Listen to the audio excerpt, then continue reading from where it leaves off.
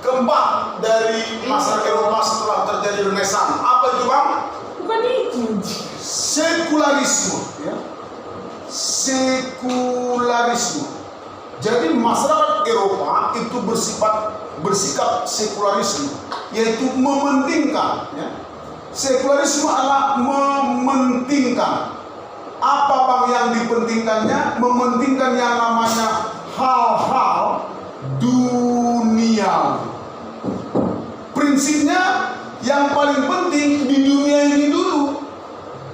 Apa yang paling penting di dunia? Ya harus dicukupi, harus dicari. Duit. Ya, money, apalagi Jongkok. obligasi, ya kan, saham, emas, car. Pacar. Ya pacar kan tadi ini. Ya kan. Ya kalau sudah bekerja lah, tadi ya kan. Jongkok ya. Jadi sikap sekularisme itu mementingkan dunia ini gitu. Hal-hal surgawi itu belakangan. Begitu dia. Jadi orang Eropa yang bersifat sekularisme itu ya hal-hal yang bersifat surgawi itu belakangan.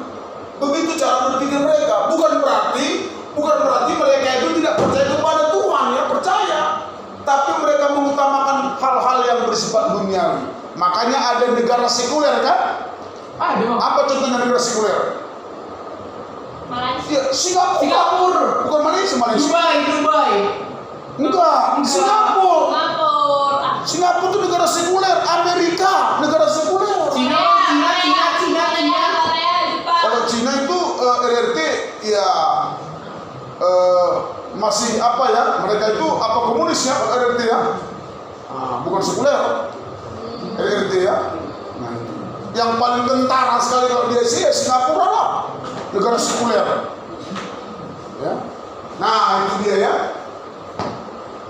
Nah, kemudian ciri yang kelima yaitu materialisme, ya, materialisme. Material berarti mengutamakan apa dia? Benda-benda. Iya, mengutamakan. Masyarakat Eropa mengutamakan yang namanya kebendaan. Kebendaan atau materi. Yang membuat mereka bahagia itu ya punya materi, punya benda. Lantas dampaknya apa? Makanya orang Eropa itu bekerja keras. Begitu. Dengan adanya sikap seperti ini mereka bekerja keras. Ya kan? Pekerja keras. Hard work. Ya kan? Kerja keras, kerja cerdas. Kerja. Gitu dia. Kalau moto daripada pemerintah kita saat ini kan begitu kan? Kerja cerdas untuk Indonesia maju. Wah, itu dia. Supaya bisa maju ya harus kerja. Kerjanya kerja cerdas. Gitu dia. Ya kan? Iya, Pak. Oke. Nah, itulah dia materialisme. Makanya orang Eropa itu cepat berkembang dari kita. Orang Eropa itu lebih maju daripada kita gitu. Tapi kita tetap juga mengejar apa yang belum ada ya kita kejar, apa belum kita punya negara kita ya kita kejar.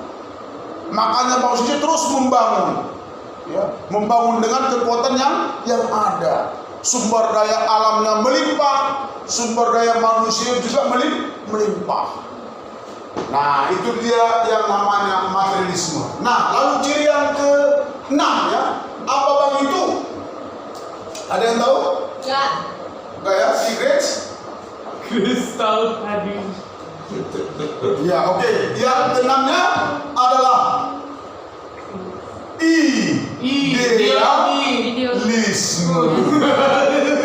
Nah, itu dia ya. Ini bukan ini. Idealisme ya, ada yang tadi ya. Idealisme. Apa Bang itu?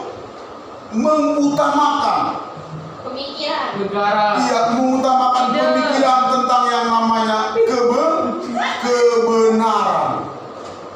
Mengutamakan kebenaran. Kebenaran itulah yang paling hakiki. Alangkah sangat bahayanya kalau manusia tidak menjunjung kebenaran.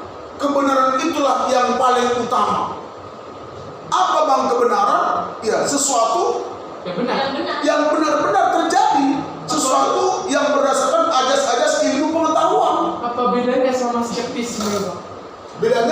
skeptisisme itu sikap dia kepada sesuatu dilihat dengan mata kepala sendirilah baru dia percaya.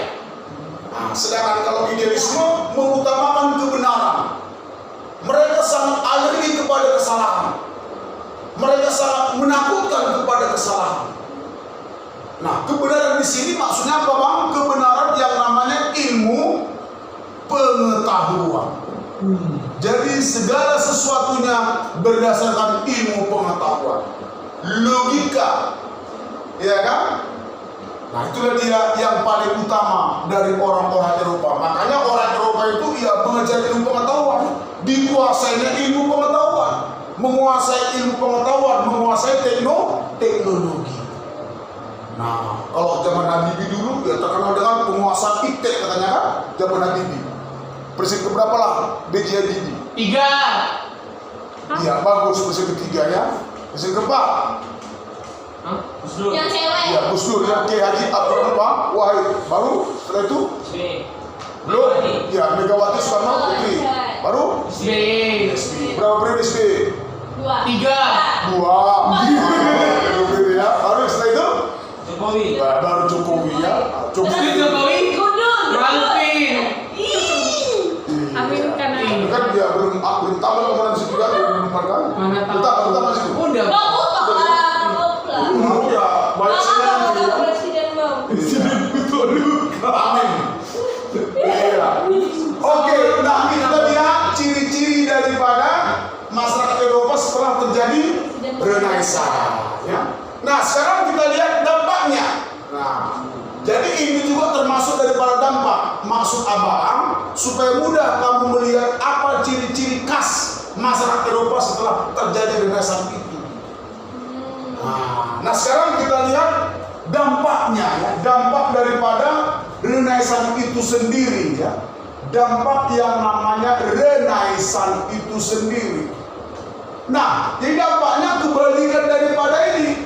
Artinya setelah terjadi kembalinya ke Eropa pada abad pertengahan, maka cara berpikir orang-orang Eropa sudah bebas nih.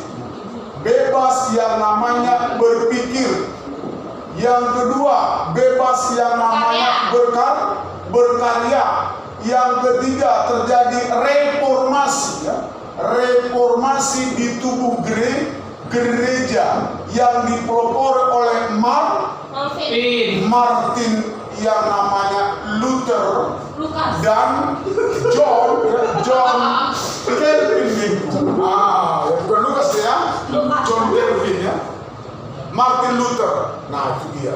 Jadi Renaissance itu berdampak kepada terjadi reformasi gereja. Tokoh-tokohnya terkenal Martin Luther dan John Calvin. Nah, itu dia. Dampak yang keempat ya, seni menjadi yang namanya milik dunia ya. Seni menjadi milik dunia. Artinya karya-karya seni, baik itu karya seni musik, karya seni pahat, seni patung dan sebagainya, tidak saja dinikmati oleh orang Eropa, tapi semua masyarakat dunia bisa menikmatinya. Nah, itu dia ya. Itu dia dampak daripada Renaissance tadi. Nah, sekarang yang mau kita ulas yang ini, satu dan dua ini. Dampaknya tadi yang pertama bebas berpikir, bebas berkarya, yang kedua. Efeknya apa Bang ini? Efeknya nanti muncullah yang namanya yaitu suatu zaman ya, yang disebut namanya zaman Aufklärung namanya. Ya, zaman Aufklärung. Apa Bang itu zaman Aufklärung? Yaitu zaman pencerahan ya. Zaman pencerahan. Artinya setelah manusia bebas berpikir, maka segala potensi individu manusia itu dia cerahkan dengan prinsip-prinsip ilmu pengetahuan. Dengan bebasnya berkarya, digerakkan segala potensi karya-karya mereka. Makanya di Eropa terjadi apa yang disebut dengan zaman Aufklärung, terjemahannya zaman pencerahan. Lantaran sudah bebas berpikir, bebas berkarya, muncullah zaman pencerahan. Pencerahan apa? Pencerahan ilmu pengetahuan dan seni. Dengan demikianlah nanti maka muncullah ilmuwan-ilmuwan di Eropa, muncullah para seniman-seniman yang hebat di zamannya. Misalnya siapa? Misalnya kalau dalam bidang ilmu sosial, ya ilmuwan-ilmuwan yang muncul pada zaman Renaissance itu misalnya Niccolo Machiavelli. Ya Niccolo Machiavelli. Siapa lagi Pak? Misalnya Immanuel Kant. Itu dia dalam bidang ilmu sosial. Dalam bidang ilmu pengetahuan alam siapa misalnya? Copernicus, Galileo Galilei. Itu dalam bidang ilmu pengetahuan alam. Jadi dampak daripada zaman pencerahan ini muncullah ilmuwan-ilmuwan hebat di zaman Renaissance ini. Mereka lah yang memunculkan cara berpikir ilmu pengetahuan alam, ilmu pengetahuan sosial. Kira-kira gitu dia. Begitulah hebatnya pengaruh daripada Renaissance itu di Eropa. Artinya kalau nggak ada terjadi Renaissance di Eropa, bakalan nggak maju Eropa itu dia. Kalau nggak ada lahirnya kembali di Eropa, bakalan nggak maju Eropa sampai sekarang. Jadi begitu besar pengaruh, begitu kuat pengaruh Renaissance itu yang terjadi di Eropa pada saat itu. Itulah pada abad pertengahan. Nah, itulah dia tentang dampak daripada Renaissance. Nah, sampai di sini ada kira-kira yang mau ditanyakan? Silakan. Ada? Enggak. Enggak ya? Jelas? Jelas. Iya. Oke.